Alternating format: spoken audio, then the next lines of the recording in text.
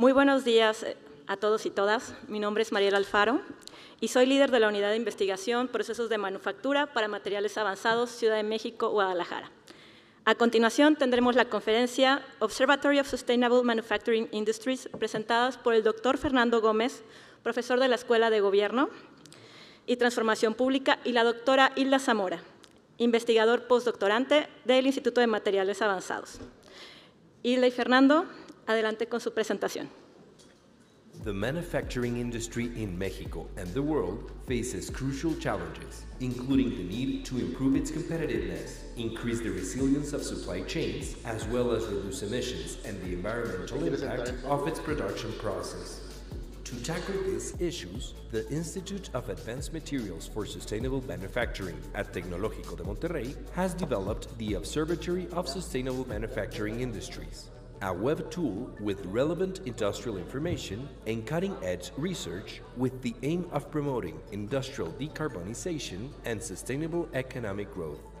The observatory offers an online platform to visualize industrial data for the identification of investment opportunities, technological innovation, and the design of public policies that promote industrial transformation. This platform uses advanced computational models to support decision-making, simulating scenarios and public policy proposals, and providing tools to promote a low-carbon world. All this will allow the design of industrial decarbonization strategies, the formation of specialized human capital, government plans that promote green growth, strategic investments by development banks, as well as the generation of a culture of sustainability. Through the Observatory of Sustainable Manufacturing Industries, Tecnológico de Monterrey reaffirms its commitment to developing innovative solutions that drive social progress.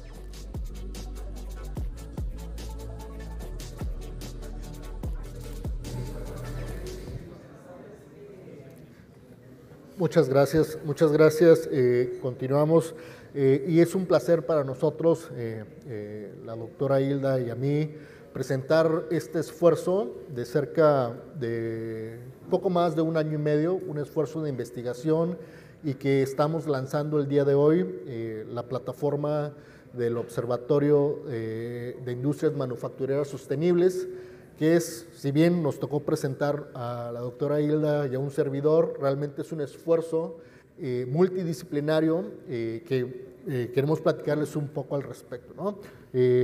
Bueno, ahí pusimos el QR de la plataforma, no incluimos la liga, malamente, pero bueno, ya por diferentes medios publicaremos la información completa del observatorio y la intención del día de hoy es platicarles muy brevemente de lo que contiene la plataforma, de los objetivos de la plataforma y por qué creemos que puede ser una herramienta muy importante para la toma de decisiones, no solamente de industrias, no solamente de investigadores, también de gobierno y por supuesto también de informar a la sociedad, ¿no? En general sobre los retos, ¿no? De la sostenibilidad y la descarbonización industrial. Entonces, si permiten platicarles muy rápidamente sobre el antecedente del proyecto. Básicamente es un proyecto resultado de la convocatoria 2022 del Challenge Based Research del TEC de Monterrey. Realmente es un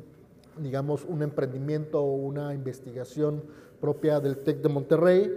Y como les decía, es un proyecto conjunto entre el Instituto de Materiales Avanzados y la Escuela de Gobierno del TEC de Monterrey. Conjuntamos expertos en distintas áreas, entendiendo claramente que este es un reto complejo que necesita de un enfoque multidisciplinario para poder atenderlo de la mejor manera posible.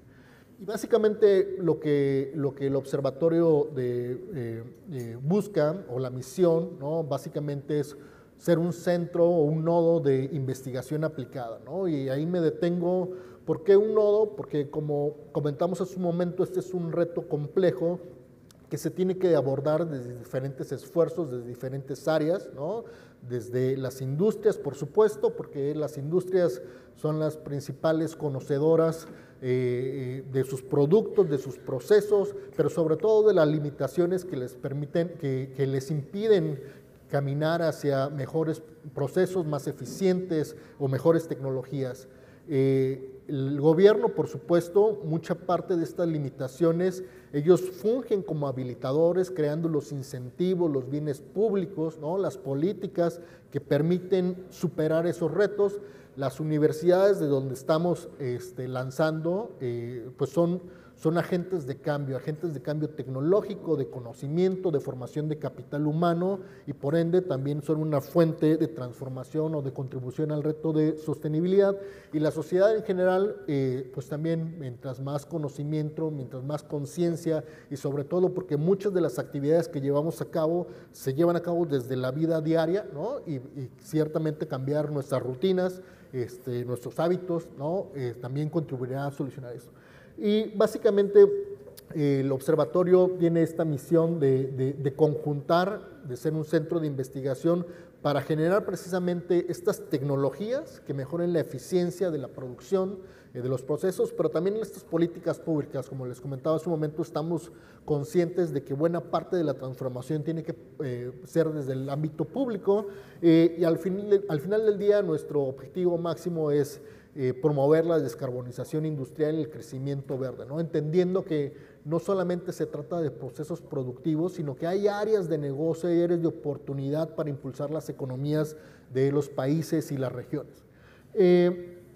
A continuación les vamos a presentar, les decía muy brevemente lo que contiene actualmente, tal como estamos lanzando la plataforma. Ciertamente esta plataforma está pensada para ser una plataforma dinámica, se va a ir actualizando porque contiene datos, información y evidentemente saldrán nuevas herramientas e iremos evolucionando conforme la investigación, los esfuerzos, no solamente del instituto, de todos los investigadores del TEC puedan contribuir a la misión del observatorio.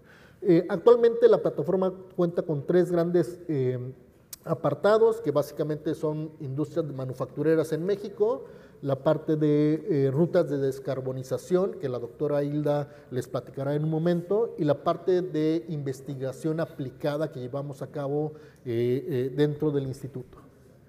Bueno, la parte de industrias manufactureras básicamente trae 3 apartados de análisis de información y datos, cada uno de ellos con sus objetivos específicos. Si comenzamos con la parte de estructura regional, básicamente es partir de un conocimiento de cómo las regiones se especializan, cómo las regiones tienen estructuras económicas muy particulares, ¿no? Ciertamente cuando queremos aterrizar ya sea política pública o diagnósticos económicos, tenemos que conocer de antemano cómo se encuentra conformada la estructura industrial de una región.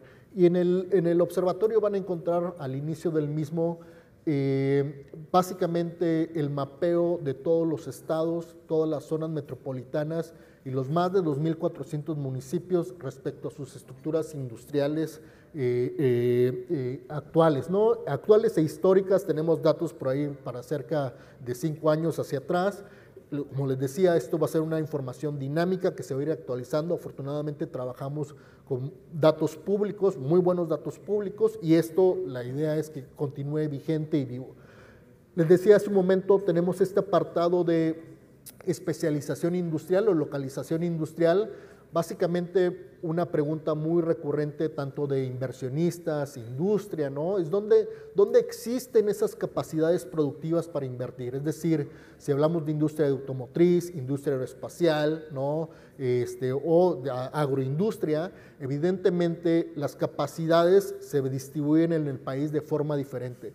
Tenemos información para todas las industrias manufactureras con base en información CIAN, información oficial de INEGI, donde se encuentran localizadas o concentradas cada una de las industrias manufactureras en el país, como para partir de una discusión seria, ¿no? Sobre dónde realmente podemos desarrollar nuevas industrias o industrias relacionadas o buscar proveeduría estratégica, ¿no? O incluso ayudar a gobiernos en esta parte de planes de desarrollo productivo local de una forma mucho más estratégica. tenemos esta información cómo ha ido evolucionando en el tiempo, es decir, cómo los municipios, las zonas metropolitanas o los estados van cambiando su especialización en cada una de las industrias. Algo muy importante, y creo que es uno de los apartados que se irán solidificando en la medida que vayamos generando más investigación.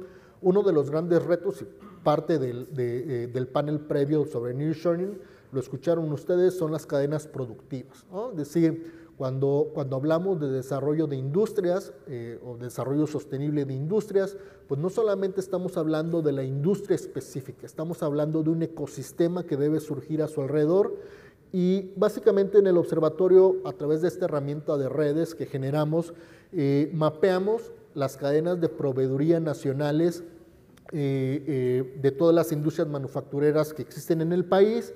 Esto lo hicimos tanto a nivel nacional como a nivel estatal, es decir, si ustedes ven en este ejemplo tan sencillo, estamos mapeando la industria automotriz y su cadena de proveeduría, y como verán, pues al parecer todos los proveedores estratégicos de la industria de automóviles y camiones están desarrollados en el estado de Nuevo León. Pero si nos vamos a esta herramienta dinámica y escogemos otras regiones del país, otros estados del país, podemos ver cómo esos ecosistemas van variando, ¿no? ¿Para qué nos sirve eso? ¿Cómo podríamos sacar provecho de esto? Bueno, hablando del ecosistema productivo, podemos identificar qué tipo de proveeduría es necesaria desarrollar o qué tipo de inversión podemos atraer para elevar la competitividad industrial de nuestra región y de nuestras industrias, ¿no? También tenemos datos acerca, al final del día es un observatorio de manufacturas sostenibles, tenemos algunos datos de sostenibilidad en cuanto a consumo de agua en la producción, consumo de energía eléctrica, consumo de materiales envases y consumo de combustibles. Y podemos mapear ahí a lo largo de la historia la eficiencia productiva de todas las industrias manufactureras. Esto lo logramos hacer a nivel nacional, pero también lo podemos hacer a nivel estatal, es decir, cuáles son las industrias más eficientes dentro de cada uno de los estados, pero también lo podemos hacer a través de las industrias, es decir, si nos interesa la industria automotriz, podemos mapear en qué estado es más eficiente el uso de agua, ¿no?, en esta industria, etcétera, etcétera. Entonces, ahí con una serie de variables que son muy útiles y digamos, esta concatenación con regiones, podemos caracterizar de mejor manera no solamente el potencial que tiene el potencial industrial de cada región, sino ciertamente las necesidades de investigación, las necesidades tecnológicas que cada industria o cada región puede tener. Y listo, le paso la palabra a la doctora Hilda Zamora. Muchas gracias, Fernando, y muchas gracias a todos y todas por estar reunidos el día de hoy aquí con nosotros. Y bueno, esta sección sobre descarbonización o rutas de descarbonización en México que ustedes ven en la plataforma tiene como objetivo principal invitar al diálogo sobre políticas públicas enfocadas a la implementación principalmente de estrategias tecnológicas para alcanzar objetivos de reducción de emisiones de gases de efecto invernadero en varios sectores, ¿no?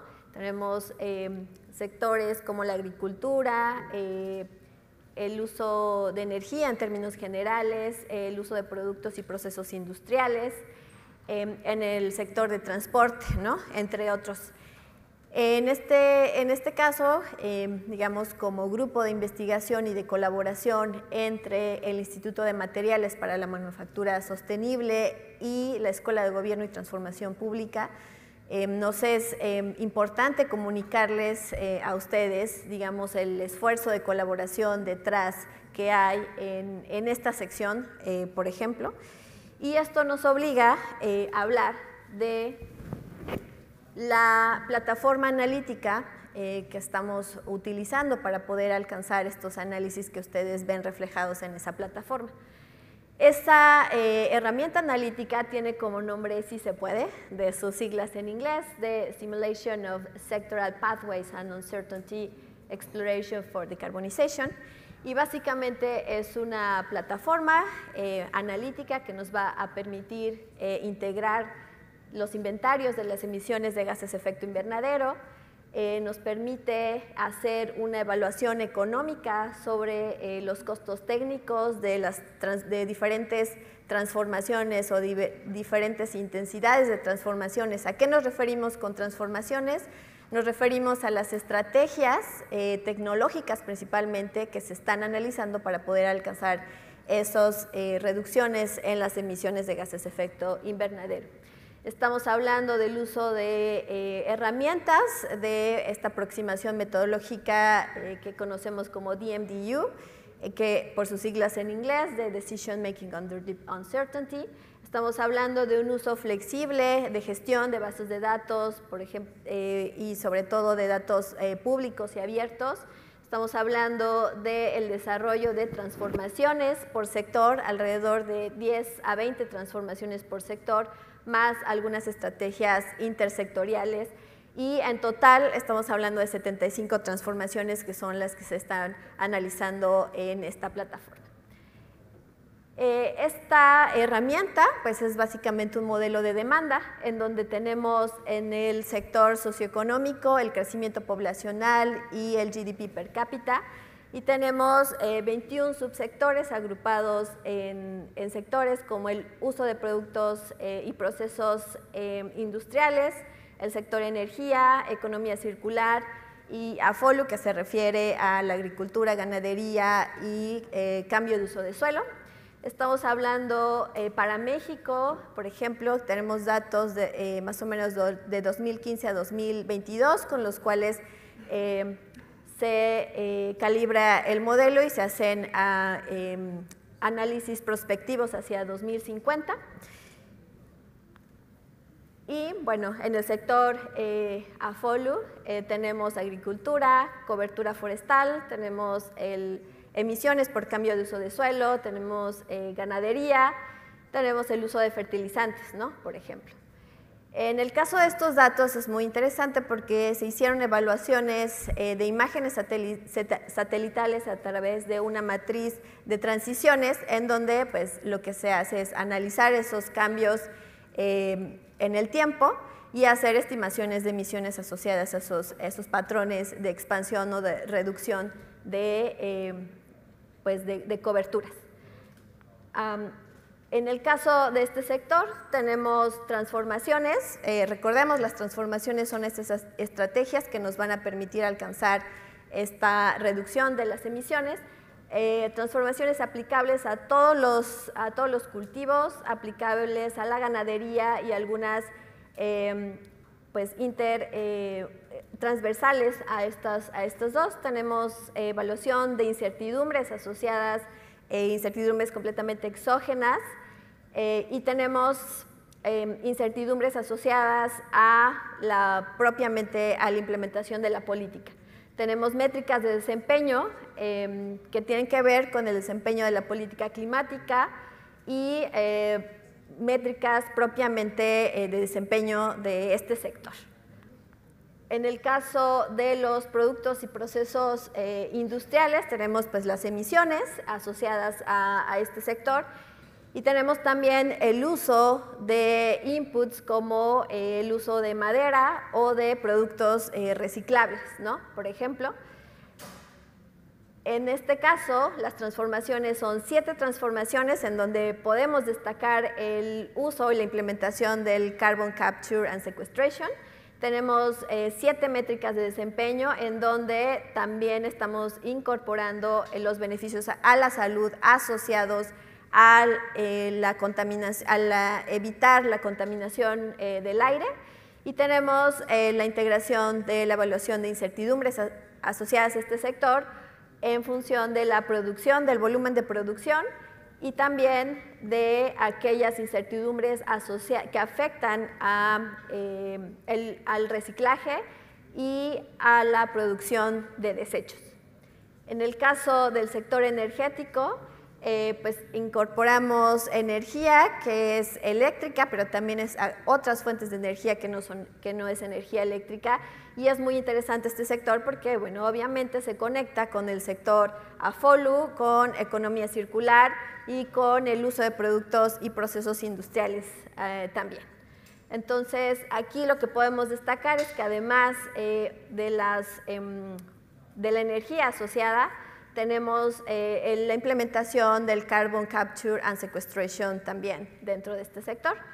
Y bueno, tenemos 5 transformaciones en donde, además de la eficiencia en la transmisión y en el uso de la energía, estamos integrando la generación de energía renovable, y también estamos analizando en función de métricas de desempeño, que entre las obvias, por decirlo así, tenemos también los beneficios a la salud asociados a evitar la contaminación del aire. Y tenemos la integración o el análisis en función de las incertidumbres asociadas a este sector, que son pues, el crecimiento poblacional y además los avances tecnológicos, entre otros. Este ejercicio o este análisis, el origen está en un análisis que se desarrolló para América Latina en 18 países, en donde pues, se desarrollaron y se analizaron las posibles estrategias que pueden ayudar a alcanzar América Latina, alcanzar el nivel de descarbonización básicamente cero en el tiempo, hacia 2050. Y bueno, uno de los hallazgos muy interesantes en este proceso analítico fue que estamos analizando en función en el tiempo. En el eje horizontal tenemos el tiempo, en el eje vertical tenemos las emisiones de CO2 equivalentes, y lo que pudimos identificar en las 5 columnas tenemos diferentes intensidades de transformaciones. En la primera, lo que tenemos es básicamente cero transformación, es como el business as usual, en donde podemos observar que no hay básicamente ninguna capacidad de alcanzar una reducción en las emisiones de CO2. Tenemos un escenario en donde hay mejoras incrementales en el tiempo, y tenemos en la tercera columna, digamos, soluciones o transformaciones enfocadas a la oferta. En este caso se incluyen la oferta de combustibles alternos, como por ejemplo el nitrógeno, que son transformaciones estructurales, digamos, de gran impacto. Tenemos un conjunto de estrategias, digamos, enfocadas a una mayor intensidad en las transformaciones, y al final tenemos una combinación de todas las anteriores. Lo que podemos observar es que básicamente la combinación de todas las estrategias es la que nos va a llevar a alcanzar una ruta de descarbonización posible hacia 2050, ¿no? Es decir, estrategias de manera independiente no nos van a llevar a alcanzar un objetivo de esta naturaleza, ¿no?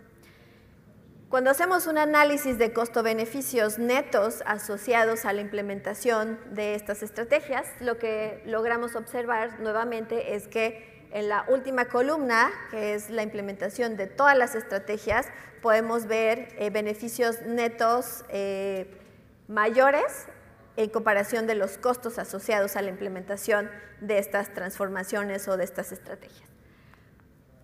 En el caso de la exploración que se hace en función de las incertidumbres asociadas a estos sectores, la trayectoria en azul es la que nos lleva a alcanzar el objetivo de la descarbonización en el largo plazo a 2050, es decir, hay cierto conjunto de combinaciones de transformaciones bajo condiciones de incertidumbre que sí nos van a permitir alcanzar ese objetivo.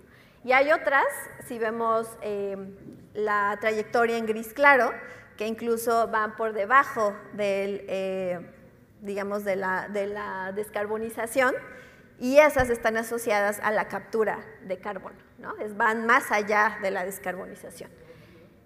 Podemos identificar a través de un análisis exploratorio de esta naturaleza aquellos círculos en azul que precisamente es la combinación de estrategias que nos van, o de transformaciones que nos van a permitir alcanzar esos objetivos hacia 2050, ¿no? Y bueno, en el contexto de los beneficios, en la mayor parte de los escenarios y de las regiones logramos encontrar que existen beneficios netos. Hay regiones en donde no es así, pero en la mayor parte logramos encontrar estos círculos en azul que nos señalan beneficios netos de la implementación de estas transformaciones.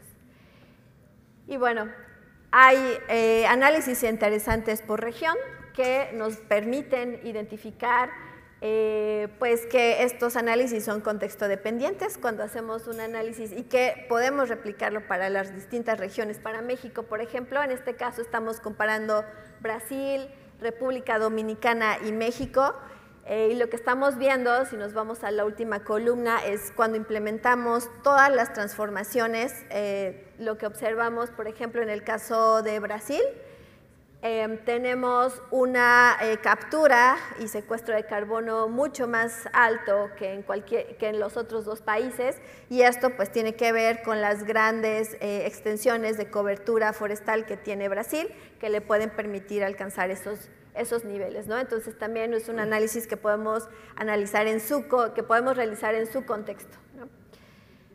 En el caso de México, que es los resultados que ustedes observan en este espacio que es el observatorio, lo que identificamos es que implementando todas las estrategias, que es la última columna, podemos alcanzar la carbono neutralidad hacia 2050 e incluso podemos alcanzar beneficios netos asociados a la implementación de esas estrategias. También lo que identificamos es que el uso y la implementación de estrategias de energía y tecnología asociada a la energía renovable, la electrificación en el transporte e incluso el incremento de bosques secundarios en México son determinantes para poder alcanzar estos objetivos hacia 2050. Y bueno, este modelo, esta herramienta analítica actualmente se está implementando a escala país para India, Paraguay, Georgia, Armenia, Croacia, Irán, que son reportes para el Banco Mundial, y se está también trabajando en una estrategia de largo plazo para el estado de Luisiana en Estados Unidos, y es un proyecto financiado para el Environmental Protection Agency, y en colaboración con la Universidad Estatal de Luisiana y el Water Institute of the Gulf. Y en el caso de nosotros, para México, pues estamos trabajando en este observatorio, en donde pues extendemos la invitación a todos los sectores, académico, industrias, gobiernos, para poder, digamos, alcanzar diálogos en función de política pública sobre qué estrategias son prioritarias y son necesarias de implementar, y no solo eso, sino cuáles ya se están implementando actualmente. Entonces es un espacio también desde la investigación básica, desde la investigación aplicada, para que podamos incrementar las áreas de difusión sobre lo que se está realizando en el instituto, en los sectores industriales, en los gobiernos estatales, por ejemplo, y sobre todo estrategias que van enfocadas también a la reducción de estas emisiones, y bueno, también hacer ejercicios exploratorios sobre a lo mejor no alcanzar el 100% de la reducción de las emisiones, sino un 80, un 50, algunos dirían escenarios más realistas, ¿no?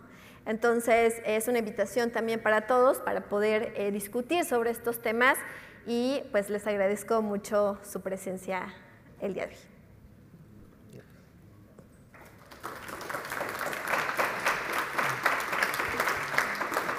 Muchas gracias, doctora Hilda, doctor Fernando. Y ahora tenemos tiempo para una sesión de preguntas. No sé si alguien del público desea preguntar. Adelante.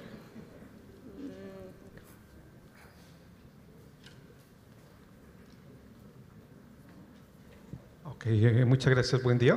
Interesante su plática, además muy importante el tópico muy a tiempo. Felicidades primero por su enorme esfuerzo y sus resultados. Yo tengo una pregunta. Siempre me he preguntado qué tan válido es extrapolar estos modelos hacia un periodo largo de tiempo.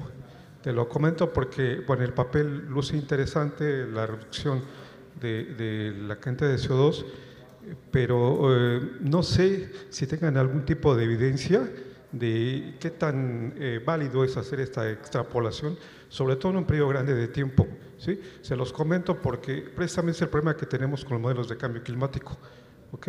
O sea, tenemos modelos matemáticos que dicen que va a aumentar la temperatura y difícilmente pueden ser extrapolados, no a 100 años, no a 50, a un año incluso, ¿ok? Me gustaría escuchar su opinión también de cómo está lidiando con toda esta cuestión de incertidumbre, rendimientos, cantidad de contaminantes, etc. Sobre todo la validez o qué tan válido es extrapolar este tipo de modelos. ¿No se pueden comentar un poco al respecto? Claro que sí. Muchas gracias. Una pregunta muy interesante y que sin duda es obligatoria cuando se utilizan este tipo de herramientas. Muchos de estos modelos están desarrollados precisamente para explorar circunstancias a futuro y trayectorias futuras.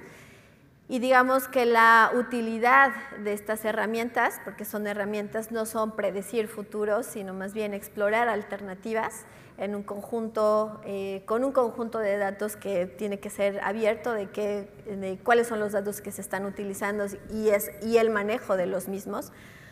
Una de las, digamos, estrategias metodológicas más usadas para confiar, y lo pongo entre comillas, en este tipo de modelos, es que tu modelo sea capaz de replicar el pasado o las trayectorias pasadas, ¿no? Entonces, mientras tu modelo es más capaz de replicar trayectorias pasadas, entonces tú, en términos metodológicos y técnicos, es que puedes confiar un poco más en lo que te va a decir hacia el futuro. Y lo que nos preguntan el día de hoy es muy interesante porque cuando incluimos temas de cambio climático y los escenarios de cambio climático, pues los conocemos no es 2050, que es sino 2100, 2000, no sé, o sea, se van muy hacia el futuro. Y entonces es muy difícil, digamos, confiar en un modelo en donde estamos explorando, digamos, esa dimensión temporal hacia el futuro. En términos de política pública no podemos explorar más allá de lo que nos permite implementar una política o tener más o menos idea de hacia dónde va una política, ¿no? Entonces 2050 parece muy lejano, si lo comparamos con los escenarios de cambio climático en realidad es muy cercano, ¿no? Entonces, pues sí, hay varias estrategias metodológicas y una de ellas es justamente que tu modelo sea capaz de replicar el pasado, ¿no? No sé si con eso respondí más o menos la pregunta. No sé si tengamos otra pregunta del público. Hola, buen día.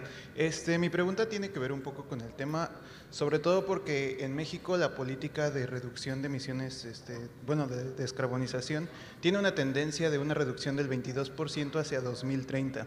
Entonces, aquí hablando un poco más de la tendencia de los gobiernos a aceptar estos cambios, ¿cuál sería el beneficio gubernamental de la aplicación de sistemas que reduzcan aún más esto?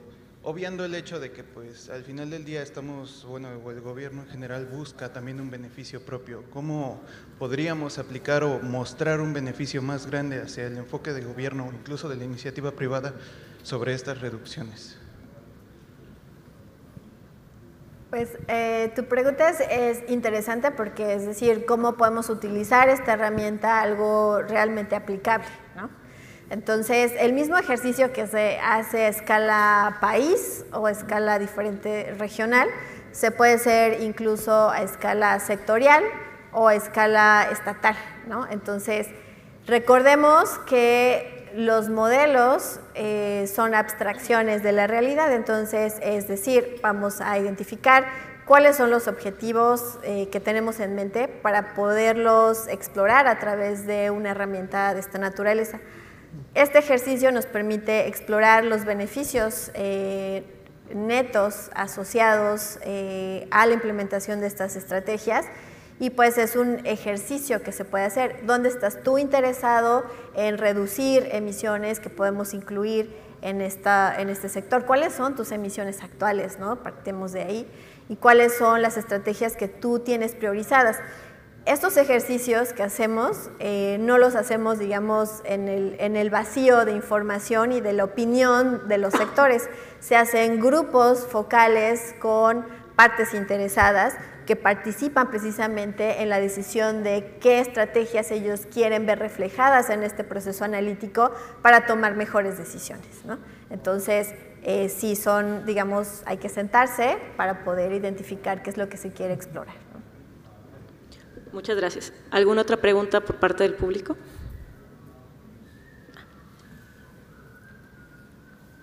Bueno, buenos días, Cindy García, de aquí del TEC de Monterrey. Pues muchas felicidades, la verdad me encantó el observatorio, o sea, yo soy una, pues sí, también partidaria de hacer esta información pública para tomar mejores decisiones, y yo creo que aquí como profesora se puede utilizar esta herramienta con los estudiantes y poder promover cada vez mejores decisiones a través de la información. Entonces, muchas gracias por esto. Y nada más para confirmar, veo que en la página del observatorio hay datos de contacto. Entonces, cualquier solicitud o sugerencia, etcétera, se mandaría por ese foro, ¿verdad? ¿Sí? Sí, claro. Nos pueden escribir a través de ese medio de contacto. Hay un equipo detrás de la página trabajando, y las sugerencias, recomendaciones, o incluso, como la doctora Hilda comentó, es un espacio de investigación, ¿no? Entonces, cualquier colaboración también será interesante y muy bien recibida. Ok, tenemos una pregunta en línea. Mandan a preguntar si ya está disponible la herramienta o cómo funciona.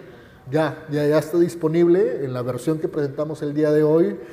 Ya pueden entrar tanto por el código QR que pusimos en la presentación y por algunos otros medios que estaremos enviando, promocionando el espacio. Y sí, y les digo, la idea es que sea una herramienta dinámica, seguramente se actualizará pronto con nuevos datos que vayan saliendo, y pues interesados en escuchar sus opiniones.